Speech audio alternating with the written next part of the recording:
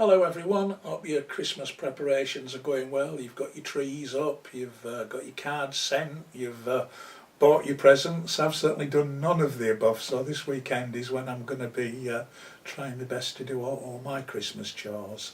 But this weekend, Saturday night of course, is Shantytown Christmas party with special guest Dennis Bovell. Well, I'm not going to miss that, and I'm certainly going to be there, and I would imagine some of you might be there too, so perhaps we can have a drink and a chat. Interesting, there's been quite a lot of debate on Facebook recently about the legalisation of cannabis, and I think that was prompted by Uruguay's decision to legalise it, which is a fantastic, brave decision to be made by the government of Uruguay. But it's not just Uruguay, of course. Portugal has took a very radical approach to decriminalisation of drugs use over the last 10 years, and the Czech Republic and a number of American states are all beginning to develop a more liberal view. As someone who has indulged in my younger days quite a lot with cannabis and with ecstasy, I personally feel that we should have a more informed and grown-up approach to the use of drugs and the sale of drugs. I'm not saying that they're a good thing. I'm not arguing that people should go out and get hold of a spliff as quickly as they can, although I'm not saying don't do it.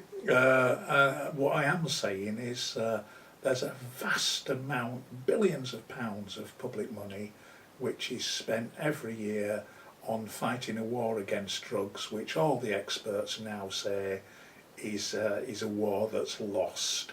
So why throw good money after bad? Let's look at ways of managing drug use, drug production, drug sales, and that would save us billions of pounds, which could be used for other things.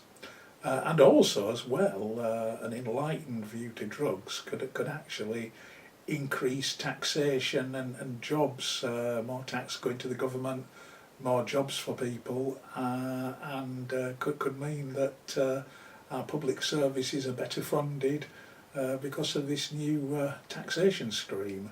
Think about it.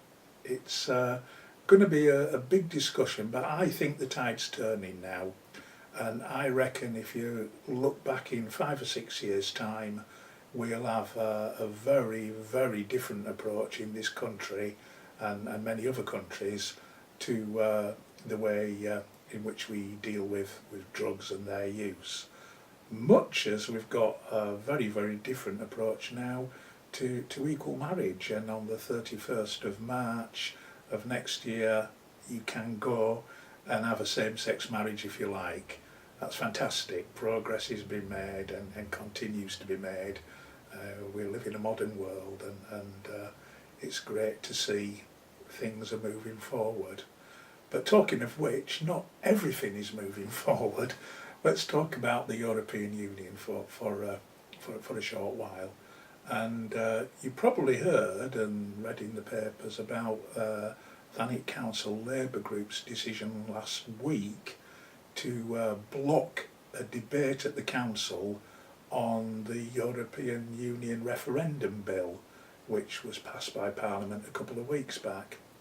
Now, I find what the Labour group did as quite incredible, really.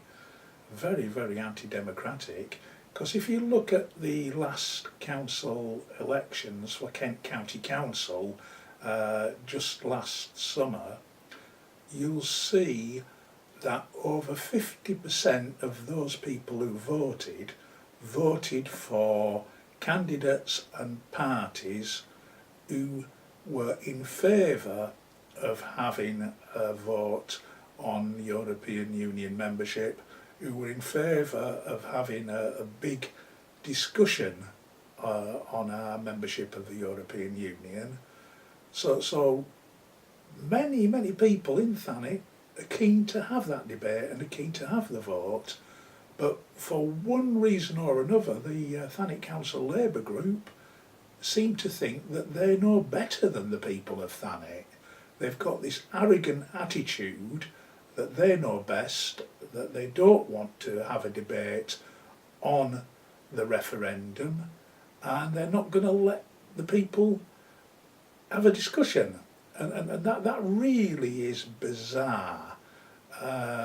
As I say, most people who voted in Thanet want that discussion, but I think the real reason is this, because if they had allowed the debate to take place at the council, then the Labour Party would have been forced to have revealed that their bosses in London, Ed Miliband and his team, have got a policy of not allowing a referendum.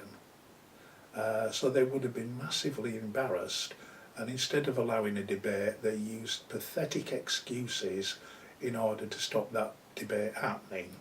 The person who really should be ashamed of herself is Councillor Michelle Fenner.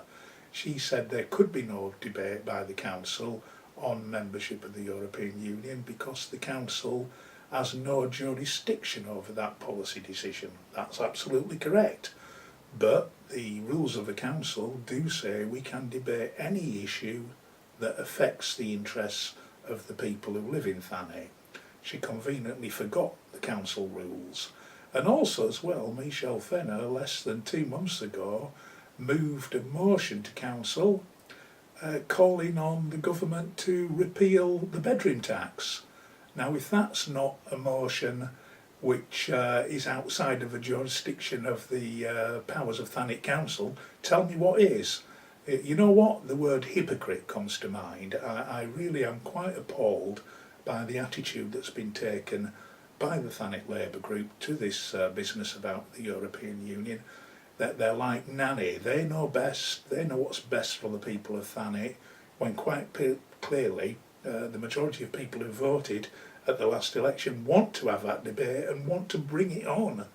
That will cost the Thanet Labour group dearly, I think, at the European elections and at the council elections in 2015 by adopting such an anti-democratic, hypocritical stance on this issue. And last but not least, of course, I was quite amazed to see that the Labour Party general election candidate, Will Scobie, for Ramsgate, actually voted as well with his colleagues not to allow the debate. That's quite appalling. I thought that a good constituency MP was someone who puts the interests of their constituents first and their party political issues second, which is something that Laura Sands did on many occasions. And here we have a situation where the people of Ramsgate, when they did last vote, quite clearly said that they wanted a debate on Europe, that they were concerned about European Union membership, and now the person who purports to want to represent them in 2015 has stuck 2 fingers up at the voters of Ramsgate by saying, well, I think I know better than you and I'm going to vote to prevent a debate at the council. It's nonsense.